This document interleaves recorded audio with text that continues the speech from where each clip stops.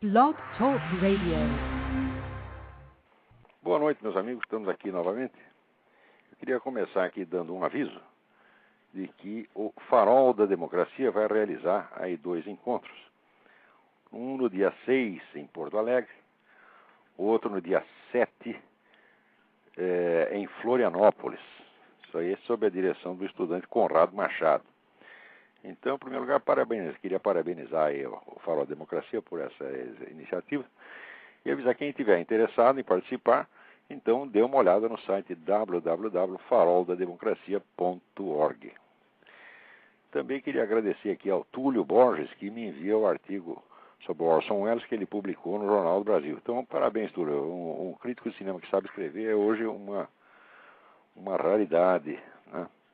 Eu recebo aqui também uma carta do José Luiz Matuguma e me pergunta se eu li o livro do Barack Obama, The Audacity of Hope, né? E daí me lembra aqui que nós estudamos juntos a segunda série do antigo Colégio Estadual de São Paulo, Parque Dom Pedro. Na época eu andava muito com Mustafa, a dura Orra. Esse nome não dá para esquecer, não dá mesmo, né? Eu não tive mais notícia do velho Mustafa, espero que esteja bem, né? Mas de fato, um sobrenome como esse, Orra, a gente não esquece jamais. Então, Zé Luiz, é o seguinte, eu não li o livro do Barack Obama, mas li vários discursos dele, né, e tenho acompanhado mais ou menos a carreira. O sujeito, ele realmente ele não fala nada, ele é um verdadeiro sabonete, né? Não dá para saber o que ele pensa, se é que pensa alguma coisa. É uma figura de uma neutralidade, de uma inocuidade surpreendente, e é justamente esse um dos motivos do sucesso dele, porque ele, como não se compromete com nada, ele dá um ar de ser uma pessoa inofensiva, né? Eu não creio que ele tenha muita chance nessa corrida presidencial, e acho que quem tá certo, quem disse a coisa certa é o Fidel Castro, se é que o Fidel Castro não transmitiu essa mensagem do além, quando disse que ele devia ser o vice na chapa da Hillary. Se eles de fato juntassem forças, poderiam até conseguir alguma coisa. Mas o Barack Obama, eu acho que por si mesmo ele não vai longe, não. O pessoal, sobretudo, vai começar a espremê-lo, exigir tomada de posição numa coisa na outra, e esse negócio de tomar posição não é muito com ele, não. Então é isso aí, Zé Luiz. Um abração, e se encontrar o Mustafa, mande minhas lembranças. Muito bem, vamos ver o que nós temos aqui de novidades. Eu queria primeiro comentar uma coisa aqui que eu vi lá na petição em favor do Quartinho de Moraes, né? O inchaço das assinaturas diminuiu consideravelmente. Quer dizer, nos primeiros dias foi uma enxurrada. Agora está vindo, de vez em quando pinga uma assinatura nova lá, e uma das últimas foi a da Pamela Satter, que é dirigente aqui do Partido Comunista dos Estados Unidos. Tem outros camaradas do Partido Comunista da Grécia. Assim, parece que o negócio mexeu com todos os comitês centrais do mundo, né? Agora, o bonito é o seguinte, é que quando apareceu aquela coisa, eu decidi dar um pouco de corda para o peixe para ver até onde a palhaçada chegava. Chegou longe, chegou na Grécia, chegou nos Estados Unidos, etc, etc. Só tinha um detalhe aí que ninguém parece ter percebido desde o início, que é o seguinte, que a informação que gerou todos esses sentimentos ofendidos não foi dada por mim, foi dada pelo próprio Quartinho de Moraes. E foi ele que, na entrevista ao jornal da Unicamp, disse literalmente que foi condenado por causa da ação terrorista que matou o capitão Charles Rodney Chandler, né? Ele disse isso porque ele estava falando com uma plateia de estudantes, estudante é tudo comunista mesmo, então ele, para querer se fazer de gostosão, tá certo, disse que foi condenado por um ato terrorista, tá certo? Daí eu divulguei o negócio. Se ele for condenado por um ato terrorista, evidentemente é autor do ato, então é claro que é assassino. Daí divulguei a informação, e daí o homem ficou muito bravo, disse que aquilo era uma mentira deslavada. Para cá, mentira deslavada a sua, Quartinho, você que fica querendo bancar o heróizinho da guerrilha, né? Daí quando eu divulguei a coisa para um público maior, que não tem necessariamente as mesmas simpatias dos estudantes pela guerrilha, daí o homem se sentiu apavorado, tá certo? E convocou os amigos, né, para defendê-lo, né?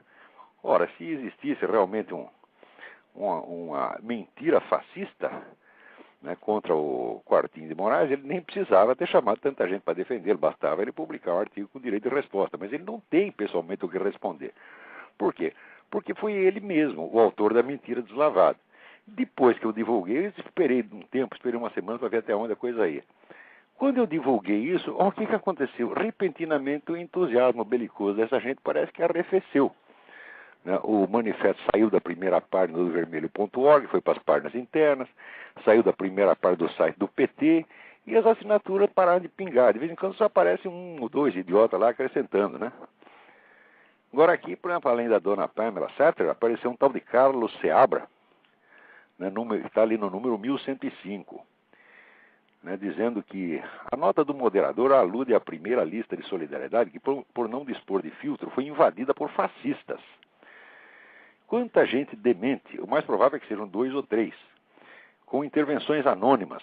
Eles adoram o anonimato para emporcalhar por onde passam com palavrões e manifestações do mais chulo anticomunismo. Ou do próprio Olavo de Carvalho, que se autoproclama filósofo.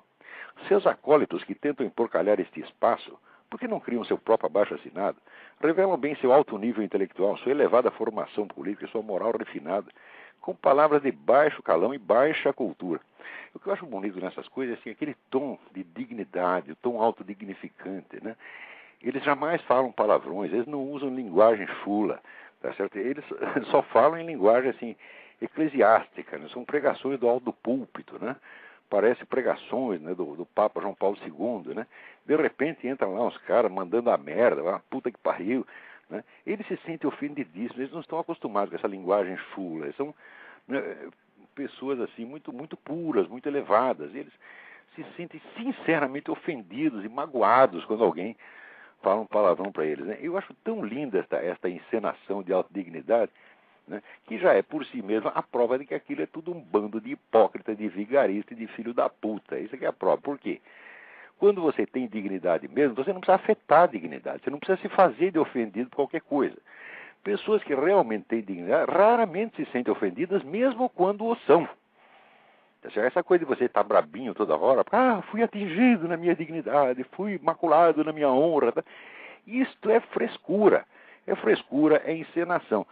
Principalmente, vamos dizer, quando você contrasta estas palavras, esta afetação, com a conduta real dos indivíduos. Por exemplo, esse camarada aqui, ele está fazendo de conta que aquele manifesto é um monumento de dignidade que de repente foi invadido por fascistas, né? E que ele diz aqui, esse material dá um excelente estudo, e sugiro que se publique estudo a esse respeito, que é um belo caso de truculência tecnofascista, incapaz de algum tipo de debate de ideias. Como se aquilo lá fosse um debate de ideias, né? Então, ele consegue... Veja, esse é o tipo de ciência social que se faz no país. Então, o pessoal vai pegar aqueles casos, aquelas mensagens, né? Aquelas dezenas de mensagens que foram enviadas ali, cheias de gracejos obscenos, né? E dizer, olha, isto aqui é um retrato da psicologia de massas do fascismo, né? Vão citar Wilhelm Reich, vão citar a Escola de Frankfurt, etc, etc, e criar o personagem, né, do fascista, que é o nego que fala palavrão, etc, etc. Não é como eles, são pessoas que só falam em linguagem elevada. Isto aí no Brasil que se chama ciências sociais. Agora, nesta amostragem, eu gostaria que ele incluísse, né, o material que foi enviado para o meu antigo fórum. Eu tinha um fórum no meu website, né, que era um fórum interno para discussões nossas. Esse negócio foi invadido por milhares de picaretas que falavam as piores coisas, mas muito pior do que essas mensagens que mandaram, né, pô, essas 100 e poucas ou 200 mensagens que mandaram para a petição do Quartim. Então, que a petição é um documento público que está aberto para qualquer um dar palpite. Agora o fórum não, o fórum era só para os membros. A pessoa invadia, um monte de hackers invadia, xingava a pessoa da minha família, fazia o diabo. E eram dezenas de milhares de mensagens. Então eu gostaria que botasse esses casos também na amostragem aí seu estudo sociológico sobre a mentalidade fascista, né? Porque até agora, que eu saiba, pela amostragem considerada quantitativamente, quem mais tem mostrado mentalidade fascista é vocês. Agora, outra coisa, o debate, o fórum, era para debates nossos, tá certo? A gente não estava ali acusando ninguém, nem mobilizando politicamente ninguém contra ninguém. Tá certo? E por que tem que entrar lá, então, e fazer essa sujeira toda? Agora, essa sua petição está aberta, para que cada um entre lá e dê o seu palpite. O sujeito lê aquela porcaria, percebe que é uma palhaçada, e por que tem que discutir isso a sério? O que há de sério naquilo para discutir? Se a coisa já é uma palhaçada desde o início, se a tal da mentira deslavada foi posta em circulação pelo próprio Quartim, não é isso? Quer dizer, a coisa é evidentemente uma pantomima e tem que ser respondida com piada mesmo, tá certo? Ou piada com palavrão. Não, a coisa não tem nenhuma dignidade que possa ser respeitada. A coisa é uma farsa desde o começo. E tanto é farsa que tão logo eu divulguei que foi o próprio Quartim que botou a coisa em circulação, acabou o entusiasmo. Acabou, né, o tesão de assinar o manifesto. E o negócio então está pifando. Isso prova que vocês são mesmo uns palhaços, tá certo? E a linguagem certa para falar com vocês é essa, é mandar todos vocês à merda mesmo, que é o lugar de vocês, porra. Muito bem. Até escrevi aqui uma notinha, devo publicar por esses dias, não sei onde, eu vou ler para vocês. O seu Quartim de Moraes tornou-se o rei dos palhaços ao mobilizar mais de 1000 foliões comunistas para defendê-lo contra uma mentira deslavada, chique termo dele, espalhada por ele mesmo. Querendo posar de herói da guerrilha perante uma plateia de estudantes da Unicamp, o indigitado elemento alardeou que fora condenado à prisão pelo assassinato do capitão americano Charles Rodney Chandler em 1968. Quando repassei a informação a um público mais vasto, que poderia não ver esse ato terrorista com bons olhos, incontinente, o espertinho saiu choramingando que era tudo uma calúnia, que ele não havia sido condenado por assassinato, mas por algo de bem menos truculento. Todos os comitês centrais disponíveis correram em auxílio da infeliz vítima da mídia fascista, que o acusava injustamente de homicídio. Produziram às pressas um manifesto de intelectuais, o gênero literário mais cultivado nesse meio, com o apoio de ministros de Estado, deputados, senadores, membros do Parlamento Europeu, 2 partidos políticos, Partido Político Brasileiro, porque no exterior tem mais algum, e mais de 1000 professores universitários, que acrescentavam às suas assinaturas os comentários mais pitorescos sobre a minha pessoa, acusando-me, em português hediondo, de ser um João Ninguém sem apoio nenhum e de ser um perigosíssimo agente da CIA respaldado por magnos poderes internacionais. Eles ainda não chegaram a uma conclusão, né, sobre se eu sou um sujeito absolutamente insignificante ou se sou um camarada de alta periculosidade. Então eles dizem as duas coisas. Como esses fulanos têm o dom de ficar valentes, tão logo percebem que estão em mais de 500 contra 1, o entusiasmo belicoso da patota foi crescendo junto com o número de adesões, multiplicando-se em ameaças e invectivas apocalípticas.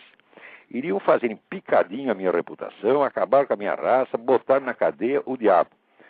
Quando divulguei a fonte da informação, o próprio Quartim de Moraes, de repente a onda guerreira arrefeceu. O vozerio baixou, o inchaço de assinaturas parou de crescer, o manifesto sumiu das manchetes dos sites do PCdoB e do PT, buscando discreto refúgio nas páginas internas.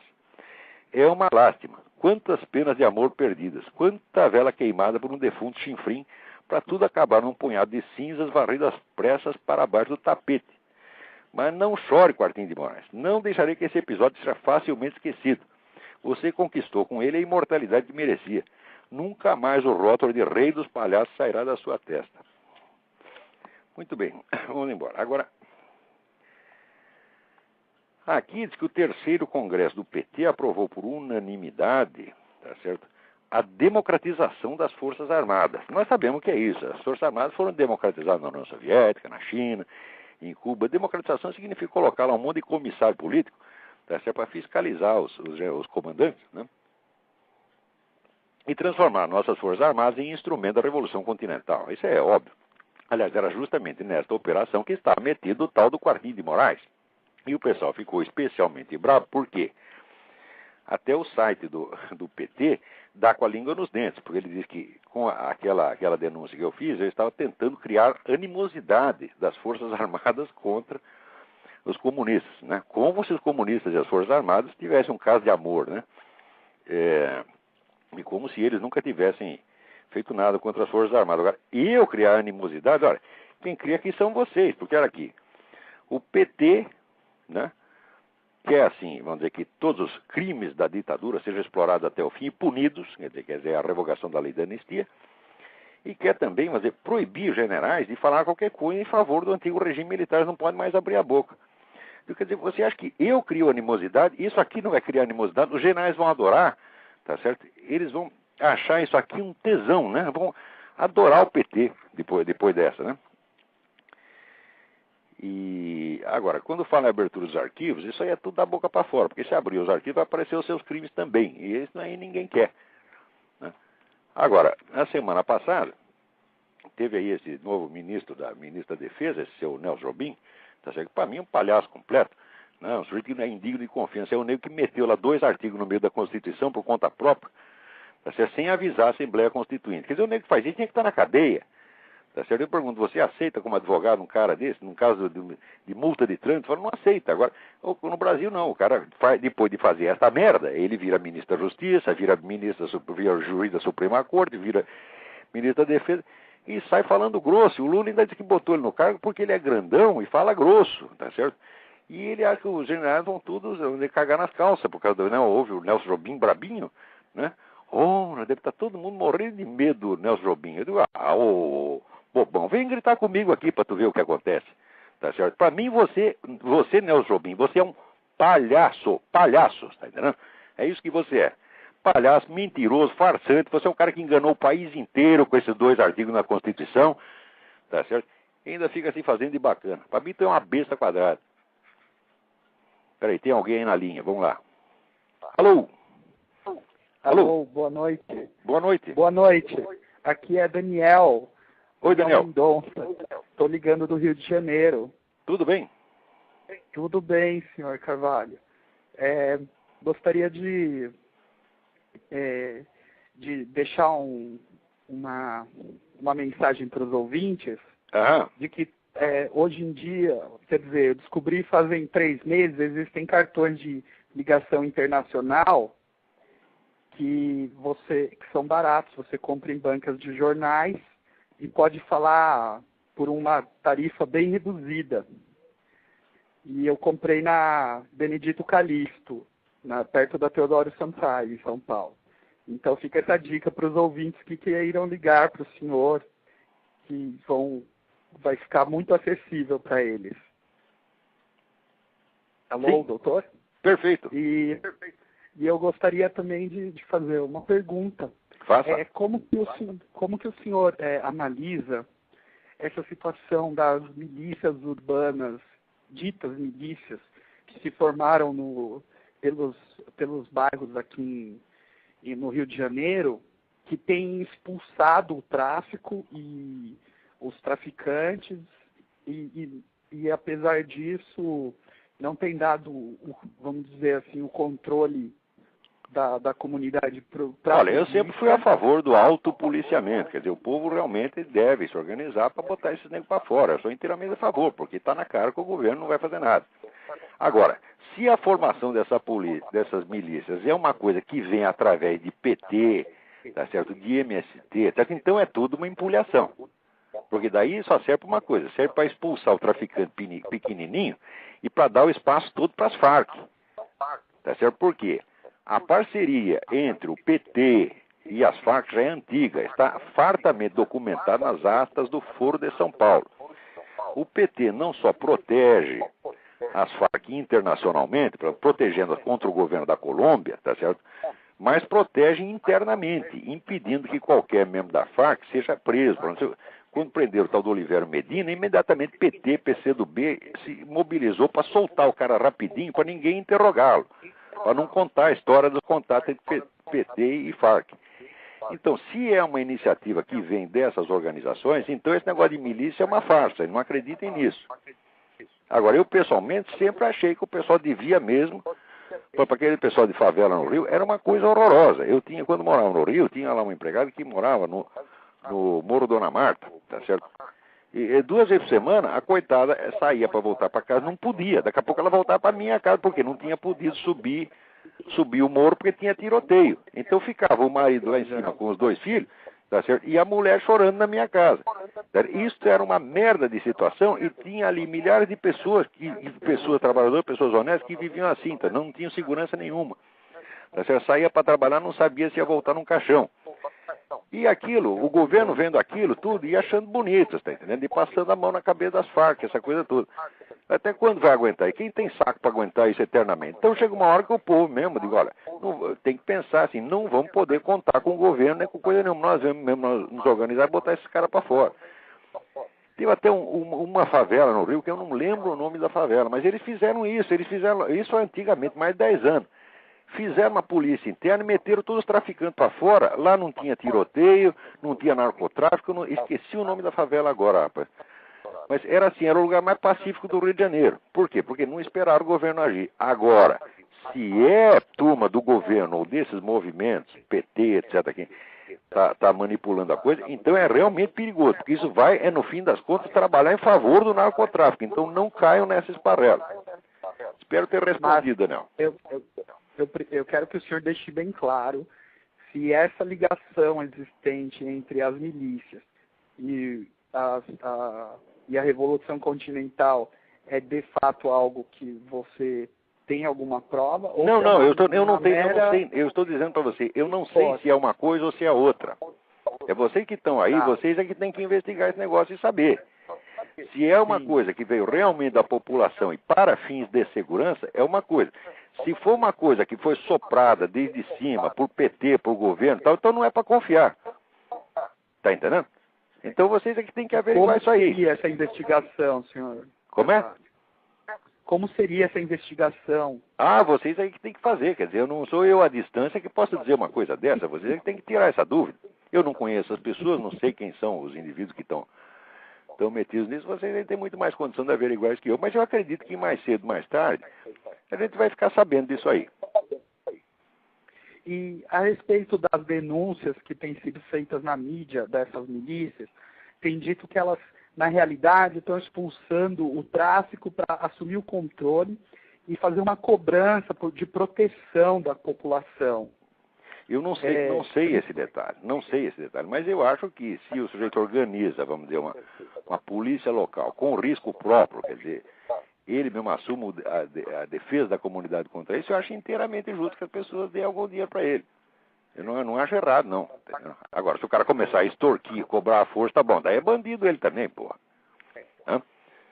Agora é isso aí, Daniel, deixa eu passar, tem mais gente na fila aí para falar.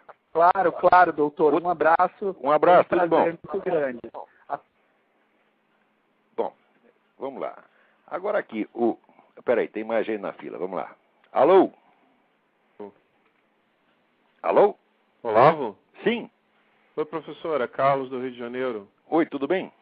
Tudo bom. Você não lembrava o nome da favela e eu quero falar aqui porque ótimo. É importante que não haja essa confusão. Ótimo. O nome dessa favela é Vila das Pedras e ela está pacificada há mais de 12 anos. Vila das Pedras. Então, parabéns para a turma da Vila das Pedras. É assim mesmo que Vila das Pedras, os moradores se uniram e debaixo de pau botaram a cachorrada do tráfico para fora. É assim que se faz, pô. É assim que se faz. É claro que isso tem um custo. Custo esse que a gente já paga para o governo através de um imposto altíssimo. Claro, já paga o imposto para o governo e ainda tem que fazer a polícia privada, tá certo? Para fazer o serviço que o governo não faz. No Brasil a gente acredita que tem universidade pública, mas a gente paga 40% por ela e ela é, na verdade, escolinha de terrorista. Mas é isso mesmo. A gente acredita que tem saúde pública, mas pelo que a gente está vendo só tem CPMF, saúde pública não tem. Então, mas é exatamente isso. Você não tem o direito, devido ao Estatuto do Desarmamento, de simplesmente, como você mesmo comentou, professor, a questão do ex-presidente da VASP, o cara foi preso porque tinha um revolvinho em casa. Então você não tem esse direito. Então você tem que ser pato gordo, esperando eles te darem um tiro na cabeça. É isso mesmo. Agora, justamente todo esse pessoal de esquerda está se revoltando contra isso que está acontecendo no Rio, porque eles não gostam de jeito nenhum que o povo tome a iniciativa. O povo só pode tomar a iniciativa quando vai em reunião da CUT, em reunião do PT. Claro, só pode fazer o que eles querem, tem que obedecer, é isso mesmo. Uma reuniãozinha dele. Nós não temos a liberdade que... Eu gostaria que o senhor comentasse, se pudesse, a liberdade que o cidadão norte-americano tem em determinados estados, que a gente já sabe que a esquerda trabalhou aí, de simplesmente se autodefender. A gente tem o direito... eu fico ouvindo esse discurso de que quem reage morre porque tem uma estatística... Quem reage morre porra nenhuma. A minha casa, quando eu morava ali perto do Duque de Caxias, foi invadida por 4 neguinhos, tá entendendo? 4 fulano armados, e se eu não tivesse armado, eu estava morto essa hora. Eu tinha ganho um revólver de presente, depois o revólver até enferrujou, joguei fora. Isso aí faz mais de 12 anos também. Se eu não tivesse armado, eu estava morto, entendeu? Quer dizer, como é que é isso? Daí depois avisei a polícia levou 1h30 para chegar lá. Quer dizer, quando a polícia chegou, os ladrões já estavam em Mato Grosso. E segundo, como é que é isso? Quem reage, registra, porque sabe também que não vale a pena, né? Ele vai registrar para quê? O cara acaba tendo também o nome certinho de quem reagiu, e isso pode até gerar uma vingança. Então, você arruma dor de cabeça desgraçada. Quer dizer, eles não, eles logo estão na rua. Agora se você reage, está ferrado. Eles não tem nada para perder. Liguei porque eu acho que nós brasileiros temos direito, isso é um direito que foi tirado da gente, de reagir e de até morrer reagindo. O direito ilegítimo, inclusive de morrer, mas sem sombra de dúvida. Sem sombra de dúvida. Quer dizer, tem não só o direito, mas tem o dever. Porque os outros sujeitos têm família, por exemplo, eu estava lá, estava eu, minha mulher e 2 crianças pequenas. Eu vou fazer o quê? Vou enfrentar 4 sujeitos a tapa? Tá pensando que eu sou o quê? O Mike Tyson? Mas não vai dar, pô. Então, se não tivesse armado, estava morto. Com certeza. Então é isso aí, Carlos. Hoje é extremamente burocrático e extremamente caro que você leva meses para você obter uma licença. Leva meses. Agora aqui não, você vai na esquina, compra um revólver, volta com o revólver para casa. O sujeito ainda diz, o senhor não pode ter uma arma. Por que não pode? O senhor não pode, porque precisa ter uma licença de caça. Onde tira a licença de caça? Aqui mesmo. Daí o sujeito tira a sua licença de caça na mesma hora e te vende o revólver, você volta com o revólver no pacote para casa. É uma maravilha. Vamos tentar chegar a nado, que acho que vai ser a única saída. Então é isso aí, Carlos. Tem mais gente na fila aí. Vamos passar para outra pergunta. Obrigado. Alô? Alô? Alô? Parece que pifou a ligação aí. Alô? Alô, professor? Sim. Aqui é Frederico, de São Paulo, tudo bem? Frederico, tudo bem? Eu assisti o lançamento dos seus 2 livros, né, Realizações, e o senhor falou lá sobre as 4 fases de estudo, que envolve lá o copista, o compilador, o expositor e o autor. Isso. Aí eu gostaria de saber se o senhor poderia detalhar mais o que envolve essas atividades. Olha, aqui vamos dizer, o assunto é comprido, precisaria várias aulas para isso, mostrar como é que funciona. Mas, vamos dizer, a fase do copista é a fase de você simplesmente aprender a escrever e aprender a copiar corretamente um texto e tomar corretamente um ditado sem meter lá erro de português. Isso aí já é um desafio que está acima da capacidade de quase todos os professores universitários e jornalistas no Brasil. Os caras não conseguem escrever 3 linhas sem cometer 4 erros. É uma coisa horrorosa. A começar pelo seu Emir Sader e esses signatários do Quartinho de Moraes, então que você lê aquilo, vamos dizer, é um museu de horrores da língua portuguesa. Então os caras não sabem nem isso, né? Como é que poderiam, vamos dizer, passar, vamos dizer, para a fase seguinte? A fase seguinte seria o pesquisador ou compilador, quer dizer, o sujeito que é capaz de juntar informações sobre um determinado assunto e ordená-las. Eles não são capazes de fazer isso. Só não tem essa capacidade, né? Então, eu, por exemplo, eu não abro a boca sobre nenhum assunto sem ter me documentado e sem ter, vamos dizer, pelo menos 100 vezes mais informações do que eu estou dando. É por isso que esse pessoal sempre se dá mal comigo, porque eu falo uma coisa, reclamo, daí eu falo outra, depois tem outra. Quer dizer, eu sempre tenho um monte de coisa. Eu estou informado, eu só abro a boca sobre o assunto que eu estou informado. Se eu não estou informado, eu digo, não sei, que é a frase que eles não conseguem dizer. Né? Parece que essas 2 palavrinhas, não sei, dói tanto que eles não são capazes de dizer. Quer dizer, o cara não sabe, mas continua falando, continua abrindo a boca, né? Então, essa segunda fase, que é o compilador, é o indivíduo que sabe se informar, que sabe pesquisar. Esses caras não têm a menor ideia do que seja isto. A prova disso é aquele famoso dicionário crítico do pensamento da direita, que foi feito pelo Sr. Emir Sader e outros 90 picaretas, né? Que a totalidade dos autores direitistas e conservadores importantes está ausente. Eles fazem uma enciclopédia do pensamento de direita, não tem pensamento de direito nenhum. É uma coisa, como é que fazem? Eles não sabem que esses autores existem. Eles nunca ouviram falar de Russell Kirk, eles nunca ouviram falar de Irving Kristol, eles nunca ouviram falar do Roger Scruton, eles não sabem nada. É que nem o filme do Johnny English, né? O cartaz do Johnny English. Ele não sabe o que é o perigo, ele não sabe o que é o medo, ele não sabe o que é nada. Esses caras estão assim. Então, na primeira fase já não passa pelo erro de português. Na segunda não passa porque não sabe se informar. Quando chega a terceiro é um expositor. Expositor é o sujeito que sabe expor o pensamento de um terceiro com ordem e clareza e fidelidade. Esses caras não sabem fazer isso. Tanto não sabem, eles inventam qualquer coisa. Tá entendendo? Não, por exemplo, vamos ver o que eles fazem com o meu pensamento. E qual deles teve a preocupação de ler os meus escritos, né, resumi-los, ordená-los, e dizer, olha, o pensamento do seu Olavo de Carvalho é este, assim, assim, assim. Eles não são capazes de fazer isso, eles inventam qualquer merda e atribuem a mim. Então, esse é um bando de picareta. A universidade no Brasil é crime organizado, porra. Eu acho que todas tinham que ser fechadas, aqueles caras tinham que ser mandados cortar cana que nem em Cuba, ou varrer ruas, você tá entendendo? Ou limpar privada, se é capaz de limpar privada. Eu duvido que esses caras sejam capazes de limpar uma privada. São, tá certo? Eles não sabem, quando vão a privada, não sabem nem se é eles que cagam na privada, a privada caga neles. Eles não são capazes de distinguir nem isso. Quer dizer, o pessoal é muito ruim, é uma empulhação terrível. Né? Então, agora, por exemplo, eu recebi uma carta aqui, Gustavo Machado, dizendo, em uma aula sobre a formação da sociedade brasileira, a professora Henriette Cabral, mestrada em economia pela Universidade Federal de Sergipe, declarou que a lógica do capitalismo é perversa, pois necessita de um grande número de desempregos para colocar o trabalhador de acordo com as condições oferecidas pelo empregador. Então, mas que coisa mais absurda! Essa coisa mais estúpida, porque, vamos dizer, o primeiro raciocínio do Marx, quer dizer, o capitalismo ia restringir a expansão do mercado consumidor. Aconteceu, é claro que aconteceu exatamente o contrário. Agora, se você mantém todo mundo no desemprego, você não tem consumidor, caralho. Puta merda! Quer dizer, como é que o capitalista vai querer que todo mundo fique desempregado? Essa mulher tem merda na cabeça, você está entendendo? Agora, no socialismo, você pode manter todo mundo no desemprego. Na China, até hoje, para cada chinês empregado, tem 40 na fila. Você está entendendo? Agora, outra coisa, quando você fica desempregado aqui nos Estados Unidos ou na Inglaterra, o que acontece? Ficar desempregado significa o seguinte, que você fica em casa coçando o saco, gastando o dinheiro do Social Security. E você vive muito bem com aquele dinheiro. Tá? Aqui tem uma cidade aqui chamada Petersburg, está cheio de cara que está no Social Security. Você passa lá, estão tudo assim na varanda de casa, lendo jornal, sabe, com um chinelão, né? Gordo pra caramba, né? A barriga cheia de batatinha frita do McDonald's, lendo o jornal, tá certo? Né? E curtindo os horrores do capitalismo. Agora, quando é desemprego na China ou na Rússia, você morre de fome, você está entendendo? Agora, como é que a mulher não sabe disso? Não sabe porque não estudou. Você está entendendo? Não sabe porque não estudou.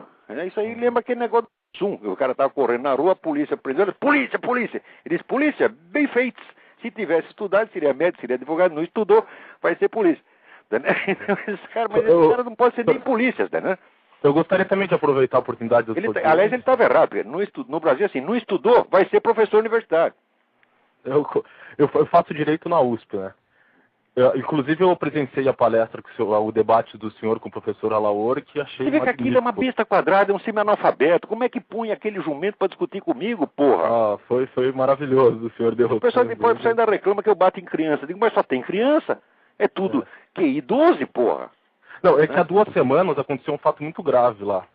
O MST, uma tal de Educafro, a UNE e outros movimentos invadiram a faculdade, fecharam a faculdade e não deixavam os alunos sair, dizendo que estavam fazendo uma manifestação em prol de cota universitária, entre outros objetivos.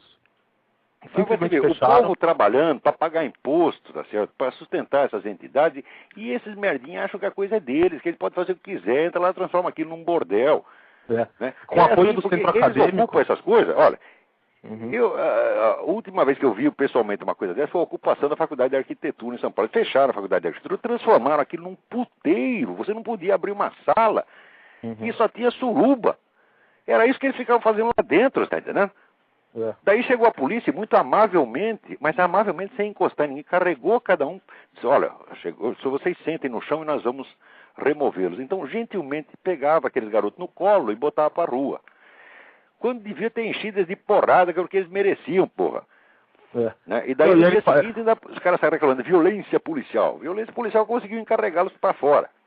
Para impedir que eles usassem o prédio público como se fosse, né, o bordel particular deles. Esse pessoal tinha que estar na cadeia, esse pessoal horroroso, são fascistas, são nazistas, tá entendendo? Eles acham que eles mandam, fazem, acontece, eles não aceitam lei acima deles, tá entendendo? Justo. Não, e aí com o apoio do centro acadêmico, que é o Fórum de Esquerda, que tem ligação com o centro acadêmico, apoio até da reitoria, às vezes o reitor tão ruim quanto eles, o reitor tão analfabeto, tão nazista quanto eles, tá entendendo? É isso que os caras fazem. Só que os alunos destituíram agora a presidência do centro acadêmico, ficaram indignados. Mas é impressionante ver como as pessoas não têm consciência de que esses movimentos sociais são, em grande parte, ligados a esses partidos e movimentos criminosos. O movimento social é roubalheira, é picaretagem, é comer dinheiro público. Esse pessoal está bilionário com o dinheiro do governo, meu Deus do céu. Dinheiro que sai do bolso do povo, que sai da população que trabalha para alimentar esses vagabundos da CUT e do MST. Isso é uma vergonha, porra. Eu tenho até aqui uma notícia que daqui a pouco eu vou chegar lá, né, que diz a quantidade de dinheiro que está indo. Olha aqui, ONG sindicais já receberam 42 milhões, tá, né? Governo Federal, a estatal Petrobras e o Sebrae destinaram para 41 milhões para organizações não governamentais ligadas a duas centrais sindicais que apoiam o governo. Quer dizer, isso aí é compra de apoio, meu Deus do céu. Né?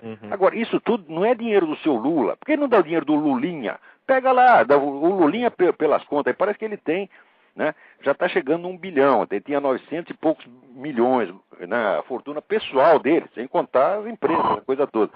Ô, seu Lula, pega o dinheiro do Lulinha e dá para o povão. Vai lá dar para o Bolsa Escola. Pega o dinheiro dos seus irmãozinhos, tá certo? Pega o dinheiro dessa curriola que te apoia, que é tudo milionário, e dá para eles. Não o dinheiro do povo que trabalha. Esse dinheiro não é seu, o dinheiro não é deles. É uma coisa assim, de um cinismo, tá entendendo? Que não dá para você conversar seriamente. Agora, debate de ideias, não tem debate de ideia com ladrão, não tem debate de ideia com assassino, tá entendendo? Esses caras precisam da lei em cima deles, tá entendendo? Aplicar a lei neles. Né? Agora, eu não acredito que vão fazer isso não, porque agora, por exemplo, né, aceitaram a acusação contra os 40 ladrões, né, faltando o Alibaba. Né? Mas, olha, o processo vai levar 5 anos. Em 5 anos eles já viraram a situação de tal maneira que não vai acontecer nada para eles. Ah, com certeza. Né? Isso, quer dizer, isso aí foi mais para mostrar serviço, tá? Estão enganando o povo. Né? Agora, o que eles querem fazer? Lewandowski falou que contra essa bandidagem eles não querem nada, eles querem regular a mídia. Diz aqui o Zé Dirceu, né? Ex-ministro se refere ao vazamento de pareceres do membro do STF e diz aqui, não, nós precisamos regular a mídia. Tá? Se regular é o Zé Dirceu, porra! Você está entendendo? Então, por exemplo, por que não regula o conteúdo dos artigos do Zé Dirceu? Tá certo? Proíbe o Zé Dirceu de dizer besteira, ele não vai dizer mais nada. Tá certo? Olha, certo? Que não só sai besteira, então se proibir besteira não tem mais o que ele dizer. Ele quer que regule, é sempre o regulamento dos outros, sempre regular os outros, não eles mesmos. Né? Quer dizer, os caras eles têm mesmo uma mentalidade gnóstica de que eles estão acima da lei, acima do bem e do mal, de que eles são a distinção entre o bem e o mal. Tá certo? Eles não aceitam limites para eles, mas eles querem pôr limite para o resto da humanidade toda. Esse pessoal é criminoso, por mentalidade sociopática. Não se pode confiar em nada do que sai desses caras. Eles são, se você pegar o pior, o mais desonesto capitalista, o capitalista mais ladrão, ele é São Francisco de Assis comparado com essa gente, porque o capitalista, pelo menos alguma riqueza, ele tem que produzir. Esses caras não produzem nada, só consomem, só roubam. Né? Então, ó, Frederico, tem mais gente na fila aí. Beleza, obrigado aí, professor. Um abraço. Até a próxima, um abração. Tchau. Agora aqui, Congresso aprova a resolução sobre política internacional do PT. Olha, é importante. Os delegados do 3º Congresso do PT aprovaram por unanimidade a resolução da Secretaria de Relações Internacionais do PT sobre a política internacional do partido. Entre essas prioridades, o Congresso apontou algumas fundamentais, como, por exemplo, realização do 14º e 15º Encontros do Foro de São Paulo em Montevidéu, no ano que vem, e na Cidade do México, em 2009. Atenção aqui, ó, aqui, o senhor Otávio Frias, o pessoal do Estadão, o pessoal do Globo, avisa aí o seu pauteiro que durante 16 anos eles não ficaram sabendo dos encontros do Foro de São Paulo, coitadinhos, são tão inocentes. Estou avisando desde já, né? Manda um repórter lá, porra. Tá entendendo? Porque vocês vêm se gabando de jornalismo investigativo. Ah, nós investigamos, nós descobrimos tudo. E tem aqui o Foro de São Paulo, que está há 17 anos fazendo congresso, onde reúne estadistas e narcotraficantes, né? É a maior organização política que já existiu na história da América Latina, tá certo? E vocês fazem de conta que aquilo não existe. Se não fosse eu para berrar ano após ano, olha, existe o Foro de São Paulo, é a coordenação estratégica, etc, etc, ia vigorar o quê? A opinião dos seus Luiz Felipe de Alencastro, Kenneth Maxwell e outros que dizem que não existia, que foi eu que inventei. Até quando o lugar desses dois vagabundos é na cadeia, tá? Vocês estão enganando o povo, vocês sabem perfeitamente que existe, vocês estão ocultando propositadamente. Agora, se disseram por ignorância, então você não merece ir para a cadeia, mas merece perder seus empregos universitários. Porque como não saber como é possível uma coisa que tem tanto documento, documentos que são públicos, eles são publicados discretamente, mas são publicados, estavam no site do próprio Foro de São Paulo. Como é que você pode ignorar uma coisa dessa e ainda dizer que é professor de história? A base da história é a documentação, são as fontes primárias, vocês não sabem, tá certo? Se o cara não sabe isso, não pode ser historiador. Então fica avisado aqui, 2 congressos do Foro de São Paulo.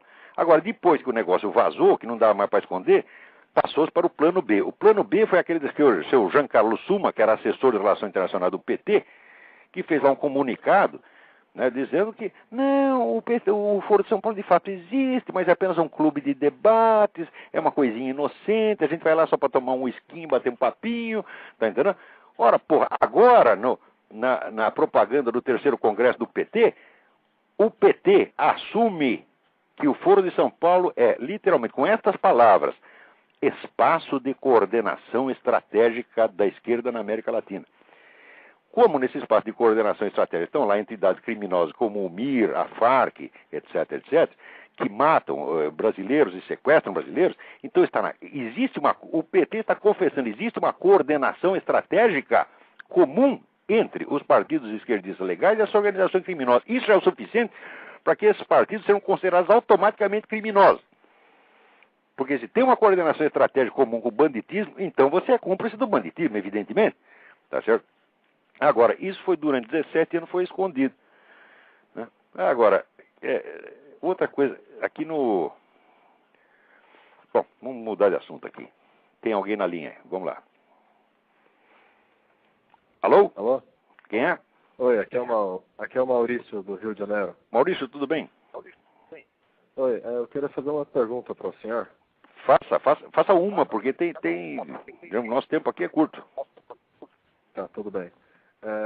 Eu queria saber até que ponto que vale para uma pessoa que ainda está se formando, que não tem profissão, de lutar pelo Brasil e trabalhar aqui. Ou se é melhor ir trabalhar em um país mais desenvolvido e menos socialista. Olha, te dou um conselho, saia correndo. Tá certo? Hoje em dia, ser brasileiro é uma coisa que ninguém deveria fazer. Se isso lhe aconteceu, você não vai ter perspectiva aí, meu filho. Você vai para outro lugar. Quer dizer, inclusive, eu acho que o tempo até de reagir, de tentar quebrar esse esquema de poder, eu acho que já passou. Então, o meu conselho para quem é jovem é busque uma saída de outro lugar. Ou então, se encha de coragem e trate de lutar para derrubar esses caras daí. Porque o que eles prometem para a sua geração é o futuro que teve a juventude em Cuba, que tem na Coreia do Norte, que tem no Vietnã. É o que eles vão fazer. Por enquanto, ainda não está assim. Por quê? Porque teve a política econômica do FHC, do Pedro Malan, que todo mundo, né, amaldiçoava. O que eles fizeram? Mantiveram a política do Pedro Malan. Resultado, a economia brasileira até que não está mal. Você está entendendo? Graças ao quê? Ao seu Pedro Malan e ao governo do Fernando Henrique. Cá entre nós, eu não sou apreciador do Fernando Henrique, não. Eu acho um bom picareta também. Tá? Mas o fato é que a política econômica dele é boa, pelo menos botou em ordem, começou a pagar as dívidas e tal. Então a situação econômica do Brasil não é ruim hoje. Não é ruim hoje por quê? Porque eles estão se prevalecendo do equilíbrio capitalista para pegar o dinheiro e construir o poder socialista. A hora que esse poder socialista meter a mão na economia, meu filho, aí haverá choro e ranger de dentes. Tá certo? Aí vai ser Cuba, vai ser o Vietnã, tá certo? Vocês vão comer rato se tiver rato para todo mundo. Tá certo? Então, antes que isso aconteça, dê no pé. Porque agora a economia não está tudo, mas a economia é a única coisa que funciona. Por quê? Porque foi a única coisa no qual os caras não estão seguindo a receita socialista. Eles já aplicaram isso na educação, que foi devastada, acabou. Cultura superior, acabou. Tá certo? O negócio de direitos humanos, eles estão acabando com um por um. Tá certo? Um por um. Assim, quietinho, eles vão suprimindo um por um. E agora vai vir a tal da regulação da mídia. Tá certo? Então, a hora que eles tiverem o poder total, fala, bom, então agora a economia também é nossa. Agora nós vamos meter a mão e pegar tudo para nós. Pronto, daí acabou. Então, meu filho, o que você pode fazer? Ou lute ou dê no pé. Agora, ficar encebando aqui não pode. Essa é a minha sugestão. Você não é obrigado a segui-la, é claro. Muito obrigado. Né? Se você tiver uma terceira ideia, tá bom? Então, até a próxima. Obrigado. Vamos passar para dentro aí. Peraí. Tem aqui uma carta interessante, porque, mudando um pouquinho de assunto, Aqui é o Valério Brusamolin, que me escreve de Brasília, dizendo que ele leu várias textos do Mário Ferreira, percebeu que existe uma sincronia com o meu pensamento. A sincronia não é tão perfeita assim, tem alguns pontos que eu divirjo do Mário, mas sempre reconheci a grandeza dele como filósofo. Quer dizer, no entanto, li numa monografia, escrita pelas filhas do Mário, Nádia e Yolanda, que Mário, originalmente refratário a Nietzsche, mudou de opinião após ler o mesmo. Tanto que traduziu várias obras de Nietzsche. Bom, é o seguinte, o Mário fez isso na primeira fase do trabalho dele. Na primeira fase, o Mário era uma espécie de filósofo literário, era um ensaísta, talentosíssimo, é claro, talvez o mais talentoso do Brasil, mas ele ainda não tinha entrado na filosofia de cabeça mesmo, como fez depois. Que foi que ele começou, então, esta segunda fase aos 40 e poucos anos, como teve uma espécie de estalo, tá entendendo? Então largou aquele tipo de especulação mais literária, ensaística, e entrou na filosofia com tudo, tá certo? E nesse período, vamos dizer, a influência do Nietzsche nele, nesse segundo período, é nula, é zero, tá certo? Quer dizer, o Nietzsche vira uma vírgula no meio de um discurso, tá certo? E eu não sei se o Mário, no fim da vida, ainda subscreveria aquelas coisas que ele escreveu sobre Nietzsche no livro O Homem que Nasceu Póstumo, que, aliás, é um belíssimo livro, tá certo? Todo ele desfaz alguns mitos e lendas, interpretações erradas a respeito de Nietzsche, tá certo? Mas eu não acredito, perto, vamos dizer, da influência que teve ali Aristóteles, sobretudo Platão e toda a corrente pitagórica em cima do Mário, quer dizer, perto disso a influência de Nietzsche some, né? Então é isso aí. Vamos lá, tem alguém na linha aí? Não, muito bem. Então aqui também tem que agradecer que o Ronaldo Pereira Lima, que me mandou aqui um artigo para o Mídia Sem Máscara. Ele já publicou um no Mídia Sem Máscara, manda outro aqui chamado Os Demônios. Não vou poder ler porque é meio comprido, mas como sempre está muito bem escrito e vou encaminhar aqui ao Mídia Sem Máscara. Muito obrigado, Ronaldo. Agora, aqui, veja, saiu na Folha. É incrível que de vez em quando sai na Folha alguma coisa sobre o que realmente acontece nos Estados Unidos, mas é muito periférico, né? Muito superficial. Então aqui diz, síndrome da China chega à corrida eleitoral nos Estados Unidos. Diz, a Hillary prometeu embargo se a China não melhorar a qualidade dos seus produtos. Bom, acontece o seguinte, né? Uma década e meia atrás, naquele entusiasmo, naquele furor triunfalista, né, liberal, que dizia, não, agora acabou o comunismo, nós é que somos dono do pedaço, etc, etc. Apareceu uma teoria idiota de que a liberdade econômica traria consigo a liberdade política. Então bastava fazer uma abertura de mercado na China e daqui a pouco a ditadura acabava. E seria tudo uma maravilha. Seria uma verdadeira democracia anglo-saxônica, né? Claro que teve gente, pensadores conservadores sérios, avisaram, vocês estão loucos, não vai acontecer nada disso, vai acontecer exatamente o contrário e ainda vai prejudicar a nossa economia. Batata, dito e feito. O que aconteceu? Os caras estão desmantelando a indústria americana para comprar só produto chinês. Por quê? O produto chinês é barato porque a mão de obra lá é ridícula. Quer dizer, o operário chinês ganha 30, 40 dólares por mês. Tá certo? Ainda, trabalha descalço, não tem assistência médica. Aliás, ter assistência médica paga. Você lá para arrancar um dente, tá certo? O Estado arranca o seu dente e depois cobra, tira do seu salário. Não tem assistência médica gratuita, coisíssima nenhuma. Tá certo? Mas aqueles empregos miseráveis são às vezes a diferença entre a vida e a morte. Então o coitado do chinês fica ali na fila para pegar um emprego desgraçado desse. Tá certo? Onde lhe paga uma miséria, o cara trabalha 15 horas por dia, tá certo? E se encher o saco, vai pra cana, tá certo? Então, graças a isso, os produtos chineses são baratíssimos, tá certo? Então apareceram essas firmas como Walmart e tal, e tiraram proveito disso. Compra tudo na China e vende aqui a preço de banana. É verdade, você vai no Walmart, tudo é mais barato. Só que o preço disso, o custo disso para os Estados Unidos é monstruoso. Primeiro, a destruição da indústria. E segundo, o rebaixamento da qualidade dos produtos, porque tudo que é chinês é mal feito. O chinês copia a coisa, ele copia só a aparência da coisa. Então, faz um produto que, olhando de fora, parece o outro, mas aqui, quando você vai ver, não se aguenta, né?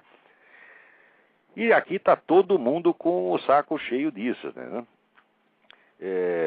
Então, tem muita gente aqui propondo boicote aos produtos chineses. Fala, bom, mas fica até difícil, porque só tem produto chinês, você vai boicotar aqui tudo, você não vai... Né? Quer dizer, outro dia até comprei uma cera, né, para lustrar caneta, essa coisa toda, e eu quase caí de costa, porque eu vi que era feito na Inglaterra. Falei, porra, a cera não é chinesa? Essa é a primeira coisa não chinesa que eu comprei desde que eu cheguei aqui. Então aqui você não sabe se está nos Estados Unidos ou na China. Então, resultado, a ditadura chinesa continua lá, tá certo? A abertura do mercado não adiantou nada, tá certo? Por quê? Porque o socialismo não é um sistema econômico. Quando é que os caras vão entender isso, porra? O socialismo como proposta econômica não existe, ele é uma balela. Tá certo? Então o socialismo é um sistema de poder, o qual pode ser implantado em cima de uma economia socialista ou em cima de uma economia capitalista. Tá certo? Que, aliás, socialista não existe. A socialista é só uma maquiagem. Você faz uma aparência de economia socialista, mas a economia de mercado continua embaixo. Por quê? Porque sem ela não dá para existir. Tá certo? Então, como dizia Ludwig von Mises, ele dizia que a economia socialista será sempre apenas uma maquiagem, apenas uma aparência. Tá certo? Então, vamos dizer, a economia de mercado que tem lá na China, o esquema de poder comunista continua intacto. Os ditadores estão cada vez mais poderosos, tá certo? E estão se armando. Usam esse dinheiro todo que estão ganhando os americanos, eles usam para comprar bomba atômica para jogar nos Estados Unidos. E ao mesmo tempo estão fazendo um mal desgraçado para a indústria americana. Fala, bom, então, todos aqueles triunfalistas, né, os Clintons que prometiam que a economia de mercado traria a liberdade política para os chineses, né, já provaram que estavam errados. Aliás, eles sabiam que estava errado. Essa, quando o sujeito faz uma previsão muito idiota e ela dá errado, tá certo? Em geral, ele está com treta. Está com treta. O Clinton, ele foi eleito com dinheiro de propaganda de estatais chinesas. Na última semana de governo, o que ele fez? Ele botou na rua todos os espiões chineses que estavam fazendo espionagem no laboratório atômico de Los Alamos. O cara era um office boy da China, tá entendendo? O Clinton sempre trabalha para quem paga mais. Então o chinês pagou bem, ele fez o serviço para o chinês. É um cara que também tinha que estar na cadeia, né? Agora está aí a mulher dele querendo fazer mais um pouco. Agora, como todo mundo está falando em boicotar produto chinês, o que ela fez? Ela teve que aderir à conversa também. Ela não é, como dizer, louca assim, pero não tonta. Ela não vai sair, né, indo contra a onda nacional de revolta contra os produtos chineses. Então ela tem que aderir também. O Barack Obama também. E todos os candidatos vão dizer a mesma coisa. Se eu for eleito, boicotarei os produtos chineses. Ó, quer saber? Boicotará coisíssima nenhuma. Isso é toda conversa mole. Você chega o chinês, mete uma propina no bolso do cara, ele faz o que ele quiser. Muito bem. Agora, o gozado é o seguinte, aqui tem o novo ministro, né, do Supremo Tribunal Federal, Carlos Alberto Direito, né, que foi lá esse primeiro, porque diz que ele é católico. Sabe que ser católico é uma vergonha, um perigo, não pode ser, né? Então ele disse o seguinte, ele disse, a minha fé jamais interferiu nos meus julgamentos. Ora, meu Deus do céu! Quando você bota lá um comunista que nem é seu Eros Grau, alguém pergunta para ele, a sua convicção marxista interfere no julgamento? Ele dirá, sim, os meus julgamentos são marxistas, são baseados no marxismo. Agora, baseado na religião cristã não pode. O que é isso? Quer dizer que 2 pesos e 2 medidas é. Então é obrigatório ser marxista, é obrigatório ser comunista. Mas no fundo, a mensagem é esta. E acontece que esse seu Carlos Alberto Direito está, o quê? Reforçando a mensagem sutil com os outros partes. Já vai avisa, não se preocupe porque eu sou católico, mas na hora de julgar eu não sou católico. O que ele está querendo dizer? Ele está querendo dizer que o mundo das leis está acima da moral cristã? Quer dizer, ele não interpreta as leis de acordo com a moral cristã? A moral cristã tem que se submeter às leis brasileiras? Leis que mudam toda semana? Leis feitas por gente como o seu Nelson Jobim? Ao contrário, seu direito ou seu torto. Você tem obrigação de julgar de acordo com a moral cristã. Essa é a sua primeira obrigação. Agora, se você só é cristão na hora de ir na missa, na hora de você julgar, você esquece disso, você vai julgar de acordo com a moral do PT. Ora, porra. Falar nisso aí, aqui o William Singh, né, me avisa, após muitos anos assistindo a missa tridentina escondido em casas ou na capela militar, agora os tradicionalistas poderão assistir na bela igreja da Ordem, uma das igrejas mais lindas da cidade, todos os domingos às 10 horas, com o coral de canto gregoriano da maestrina Maria Madalena Wagner. Isso é muito bom, quer dizer, isso é uma das coisas boas que esse Papa está fazendo, trazer de volta os tradicionalistas, que, aqui em Curitiba, foi uma das coisas boas que esse Papa fez, que é chamar de volta os tradicionalistas, que na verdade não existe tradicionalista, existe católico, esses caras eram católicos, os outros não eram, porra. Tá.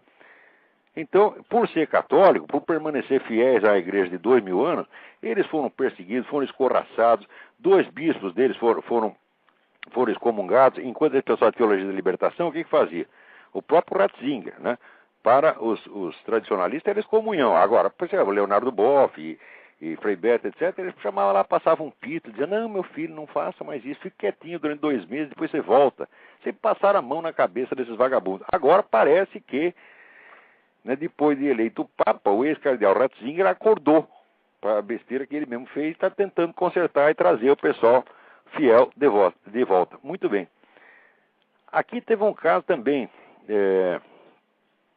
Aqui tem o Jandir Passos, sou físico e oficial do Exército Brasileiro, e me pergunta, a ação da esquerda nas Forças Armadas está se intensificando? Já estão cooptando militares como fizeram em 64? Não é como fizeram em 64, Jandir, é muito pior. Eles conseguiram, por exemplo, transformar a Escola Superior de Guerra numa caixa de ressonância da propaganda revolucionária latino-americana. Tá certo? Se você pega a própria revista da ESG, tem lá gente fazendo análise que é assim, que é vamos dizer, a palavra do Hugo Chávez copiada, tá entendendo? E aí se você espreme, os caras dizem, não, nós não somos comunistas, nós somos apenas nacionalistas. Ser comunista ou não ser comunista, subjetivamente, é besteira sua, ilusão sua. As ideias só têm importância na cabeça de pessoas que têm ideias. Vocês não têm ideias, vocês são apenas caixa de ressonância. Então não importa o que você pensa, importa o que você faz. Então, esse pessoal pode não ser comunista subjetivamente, mas objetivamente é assim. Muito bem, e com isso terminamos aqui, acabou o nosso prazo, né? Então, muito obrigado a todos e até a semana que vem.